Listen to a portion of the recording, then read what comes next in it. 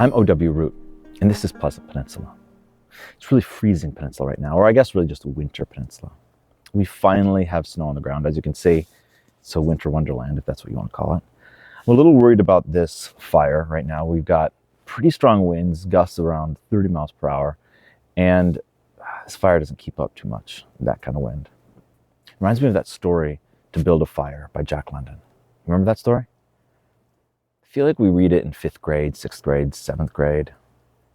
It's one of those stories that is actually too old for you at that age. It's not that it's too old and that you shouldn't be reading it. It's good literature, but you don't fully get it. You don't fully grasp it. There's layers you can't grasp. That's to be expected. 5th graders, 6th graders, they can't grasp that much, to be honest with you.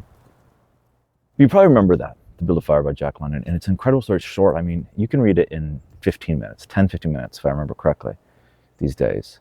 I think it might even be public domain at this point, although don't quote me on that. So as we're heading into winter, I suggest reading To Build a Fire by Jack London. Tonight, whenever, print it out on PDF, look it on your phone. Or maybe you've got a book of Jack London stories. Read that, because there's a lot to that, especially as an adult. I revisited that story last year, and it's a great one. A lot to think about as we're moving into winter. But I don't only want to talk about Jack London right now. I don't only want to talk about To Build a Fire, although I'm not positive that this fire is going to last. I want to talk about a certain archetype of Michigan guy.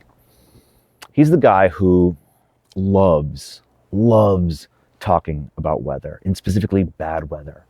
He comes alive when a storm is coming. Not really a rainstorm. I mean, you might have it with rainstorms or wind in summer, but really he's a snow guy.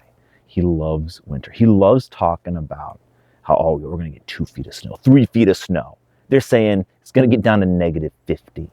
He exaggerates too. He stretches the truth.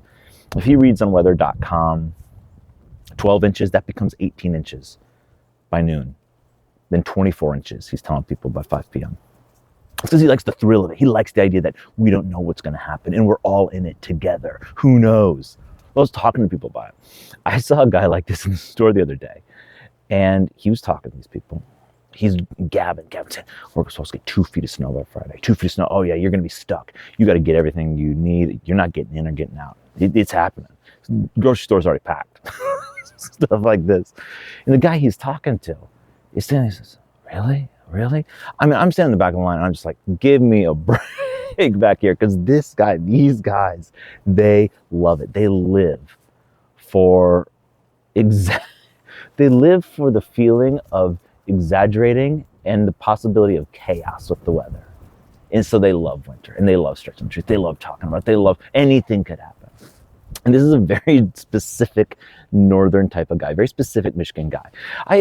I think that they do exist, or I've heard from people that they do exist down south in Florida around hurricanes. These guys get big into that stuff. But our version in the north is certainly, our version in Michigan in the north is certainly a snow guy. Maybe he's your dad too. Dads love checking weather online. My dad's a little bit of a guy like this, but not too much. He just likes it. He has a more tempered take on the weather, but he's always checking the weather. He's always keeping us updated. But the real guy, this guy who I'm talking about, he is frenzied when he's talking about bad weather. It's the highlight of his day. He only feels alive when he's telling people, sharing new information with people. You don't know, you can't believe what's coming down the pike. You have no idea what's going to happen. It's going to be 4.5 feet by Sunday. He said it was going to be 2 feet by Friday, and it is Sunday, and we did not get 2.5 feet. We got, I guess maybe 7 feet.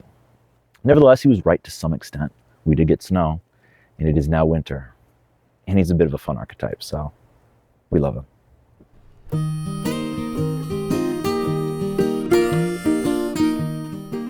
As you can see, we lost the fire. These winds were just too strong for it. That's how it is in winter. It's hard to keep a fire lit outside. We don't really do it too often, but it's hard. It was smoking, I took it down. But now I want to talk about geese, the Canadian geese, the migrating geese, the ones that come every autumn, late autumn. Do you hate them or do you love them? I love them. I want to tell you why. Well, really, I want to show you why. So let's roll that video.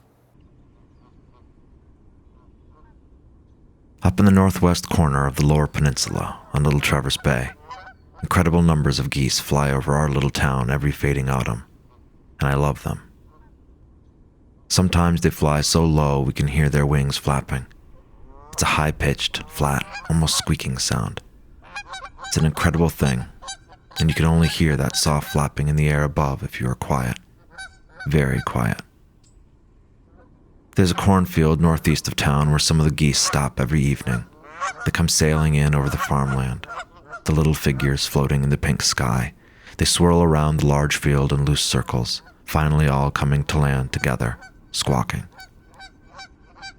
Standing with my rubber boots in the cold soil newly littered with decaying leaves, painfully aware of the chaos and problems of our human world, I always stop, and watch those geese flying across our empty sky toward the setting sun, the horizon fading from red to purple. I think about how perfect they are, how beautiful God's creation is, how unaware they are of us down here, and how we and all our incredible civilization could all disappear in a flash one day, and they would still keep flying over Little Traverse Bay next year, and the year after, and the year after that, just like they were created to do. And I think that's beautiful. Those are beautiful, aren't they? That scenery, sound, their motion in the sky.